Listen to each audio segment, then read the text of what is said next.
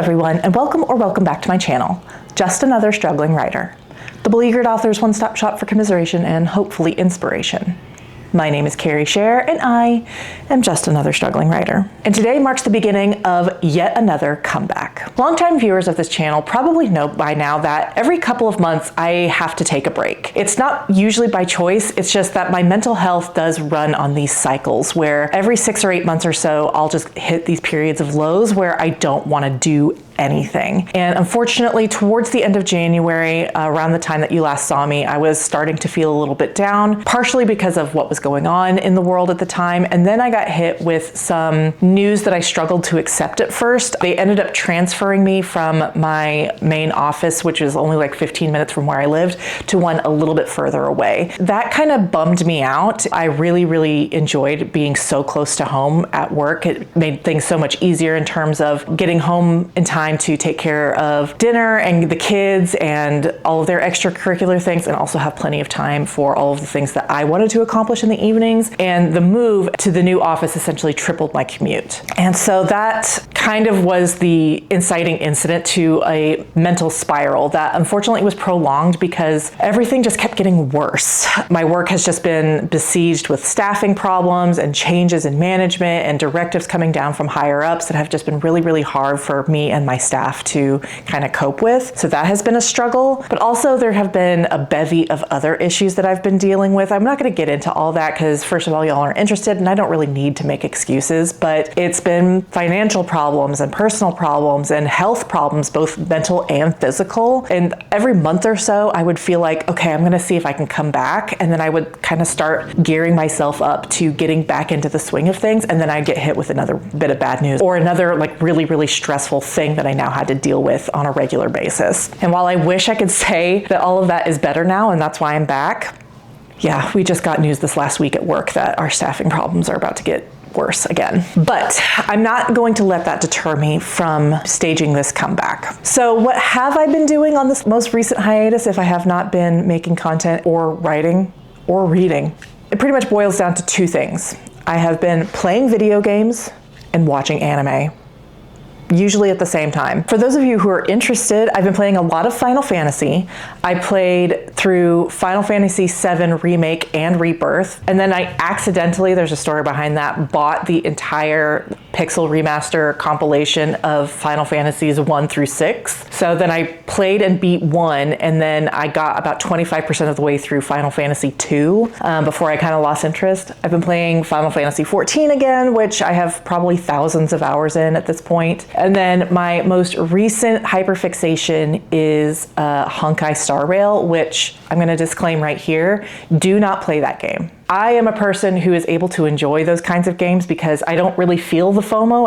I'm not really subject to that. It's not something I really care about. And I actually really enjoy grinding. It's something that I find really relaxing, which is part of the reason I've been so obsessed with it while I've been on this mental health break, because I do find grinding relaxing. And those games, if you are free to play, which I am, is very grindy, and I enjoy that. So again, this is not an endorsement of those games, especially if you're someone who doesn't want to give money to those kinds of companies. So I've been doing that, and then I've been watching anime. I had a anime phase when I was a teenager, and then I kind of stopped. And every couple of years, I'll want to get back into it, but then all I will do is rewatch my old favorites. So this time I've decided I'm going to kind of do a little mixture of both. I'm going to rewatch some of my favorites, but also watch some new things. So I started out with watching the new version of Fruits Basket, which I had never seen. I've read all of Fruits Basket. It's my favorite manga series of all time. And I was a really big fan of the original anime, but I had never actually sat down and watched the new version, which is more faithful to the manga. And Fruits Basket, much like Final Fantasy VII, is a series that is like so deeply integral to my personhood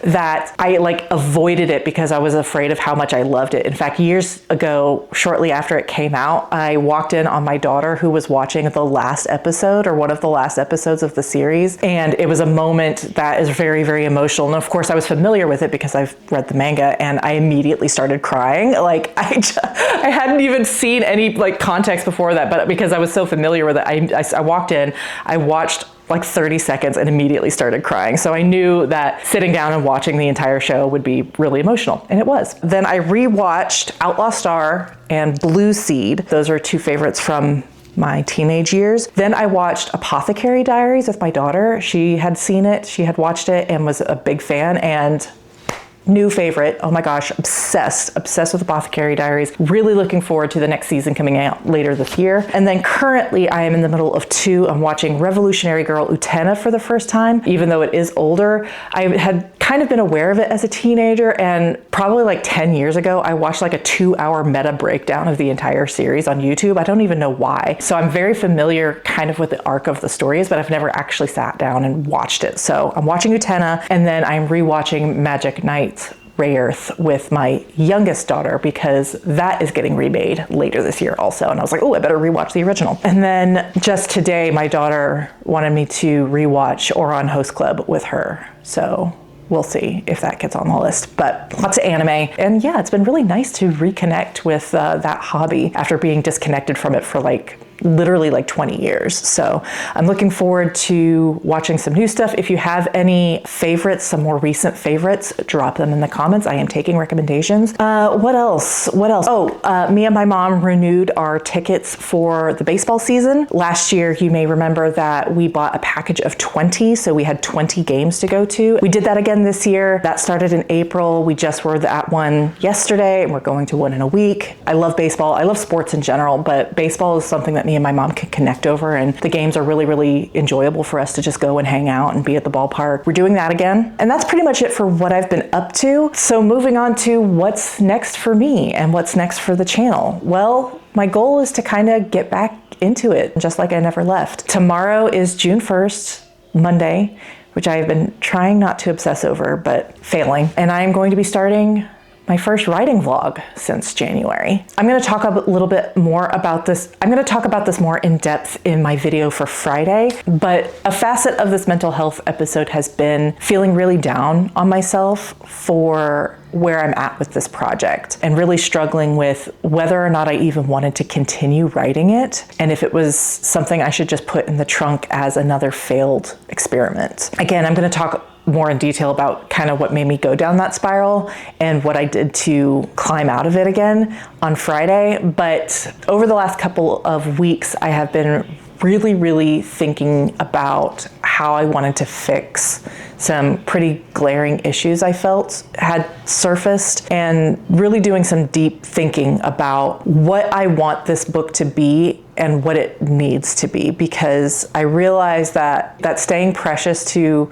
certain things about my original vision was actually hurting the book. And so I kind of sat down and asked myself some hard questions and pushed myself to make some hard decisions about how I wanted to approach the rest of this draft. And so I am finally satisfied, I think, at least for the moment, with where I'm at and what I have planned, and I'm ready to pick up where I left off with draft 3. If you may recall, I am about 15,000 words in, not quite 15,000 words in. I had been writing scenes and doing a brief edit pass where I'm tweaking sentences and cutting out filtering words and things like that. And I was really liking that process. It was making it feel much tighter and much more clean before I moved on to the next scene and chapter. You also may recall me mentioning back in January that I had booked Brielle for a manuscript critique on May 1st. Obviously, I did not hit that deadline because I have not written a word since January 31st. So I reached out to Brielle in April and said, hey, I'm so sorry, this is what's going on, can we reschedule? So I am now scheduled for August 1st, which gives me 2 months, starting from tomorrow, to finish this draft, and I am only 15,000 words in. But that was kind of the original timeline I had given myself anyway. I really wanted it to be done in 2 months at the time that I had left off so that I could have a month to kind of pass through it. We all know that nothing I had planned for the spring worked out. The reason I mention it is because that isn't really that far out of line with what I had intended. I do anticipate this draft being between 90 and 100,000 words, which means that I need to be writing about 1,500 words every single day in order to meet that deadline. So tomorrow I am going to be starting that challenge. I will be starting a new writing vlog for you guys. I am kind of nervous because I'm really out of practice, but also I think this is a really good week to start because it is my regularly scheduled staycation. I always take the first week of June off. So I will be at home all week, able to work my way back into it without having the stress of work to be a drain on my energy. I will have the kids, and it is my birthday this week. Please don't tell me happy birthday in the comments. I actually hate celebrating it. The only reason I mention it is because I'm planning on going on a big shopping trip with all the kids on my birthday day. We're gonna go to the bookstore and we're gonna go thrifting, and I'm gonna get myself a cake and everything. So I'm really, really looking forward to that. And so writing for that day is kind of a big question mark. But anyway, like I said, the whole point of starting this whole comeback on the week I'm off is to make it so that I can ease myself in with as little stress about time and energy as possible. So I really hope that you look forward to vlogs starting. You'll get the first one next Friday. Yeah, that's basically my goal. I am probably going to be limiting myself in terms of creating content to just YouTube as I get back. I'm not really going to be thinking about some of the other social media channels I had tried out, Substack, Instagram, even YouTube Shorts. I'm just going to be focusing on getting back to feeling somewhat normal over the next couple of weeks. And really my energy is going to be focused on the draft more specifically because of the deadline that I have of August 1st. But that's not the only thing I'm going to be changing about my approach. I am also going to try and make a real effort to try and strike a balance between leisure and making sacrifices in order to get my writing done. I mentioned at the beginning of the video that I know that my mental health goes through these cycles, and that is part of the reason I push myself so hard when I'm feeling on, because I know that I'm going to crash out and need a 3-month break. And not for the first time, I'm wondering if it has to be that way or if it's like a self-perpetuating cycle that I am burning myself out, and that is what's triggering these mental slumps. And so to that end, I am going to make a real effort to try and balance writing with leisure, especially with all of the stress that my day job is giving me at this time. I know there are going to be days where I'm going to come home and the thought of writing or editing a video or whatever is going to be like miserable. And all I'm going to want to do is sit in my recliner with my heated blanket and my computer, watching anime and playing a video game or whatever. There were times over the slump where I thought when I come back, I'm going to have to implement a really, really rigid schedule. I even made one at one point where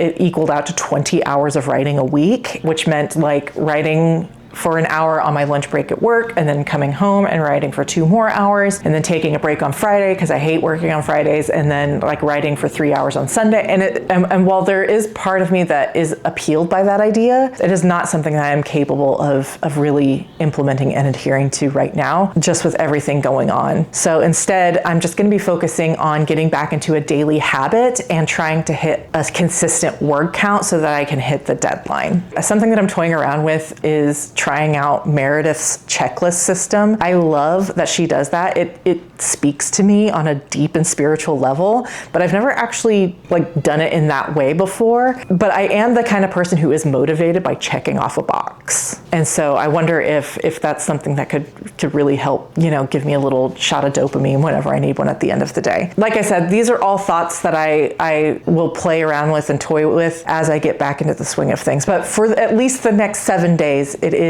kind of taking it easy and working my way back in. That's pretty much everything I think I have to say to you guys, other than thank you for still being here. I haven't really opened my creator studio at all since I've been on break, but when I recently did, I noticed I've only lost like 2 followers, and I got some really, really nice comments left on some posts and some videos, just checking on me and making sure that I was okay. And I'll be really honest, it was those messages along with a private message that I got from Ian, just also checking in on me, that really made me realize that I want to come back and I want to be part of this community still, because y'all do care. It's so easy to convince myself when I'm mentally down that nobody cares, that I'm just talking into the void. But those comments, and especially someone personally reaching out to me privately, I guess just rekindled the love that I have for the community and the desire I have to be a part of it. And it was that kind of started the climb uphill out of this drudgery that I've been in. So